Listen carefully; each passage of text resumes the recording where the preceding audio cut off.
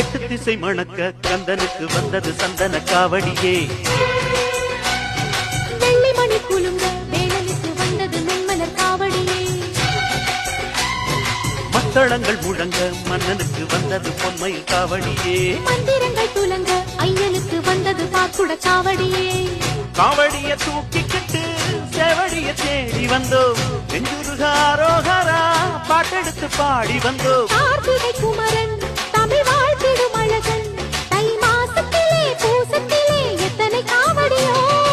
எந்த வேலு வந்தாலும் கந்த வேலி முன்னாலே சரணம் சரணம் சொல்லணும் சரணம்.